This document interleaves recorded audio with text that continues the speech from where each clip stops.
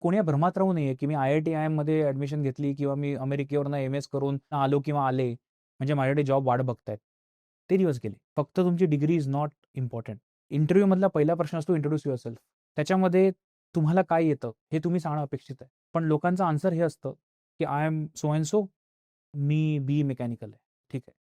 पण तुम्हाला काय येतं? मी BCom केलंय पुणे विद्यापीठातनं. पण तुम्हाला काय येतं? ज्या दिवशी आपण ह्या प्रश्नाचं उत्तर द्यायला लागलो, की मला हे येतं आणि हे मी करून दाखवलंय कसं? तर हे माझ्या बायोडेटामधले 3-4 पॉइंट्स आहेत.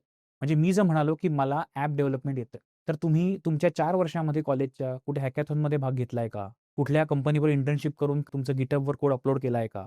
किंवा तुम्ही मेकॅनिकल इंजिनिअरिंगचे स्टुडंट असाल. तुम्ही लिहिलंय, की ऑटोमोबाईल इज माय इंटरेस्ट. तर सोसायटी ऑफ ऑटोमोटिव्ह इंजिनिअर्सची रोबोटिक कारची स्पर्धा असते, ज्याच्यात देशातली सगळी मेकॅनिकल इंजिनिअरिंगचे स्टुडंट्स भाग घेतात. त्याच्यात तुम्ही कधी अप्लाय केलंय का? म्हणजे छोट्या-छोट्या गोष्टी मॅटर करतात, की मी जर म्हणतोय, की मला एखादी गोष्ट येते, ते प्रूव्ह करून दाखवायला माझ्याकडे काहीतरी क्रेडेन्शियल हवंय. तर डिग्री आणि स्किलमध्ये हा फरक आहे.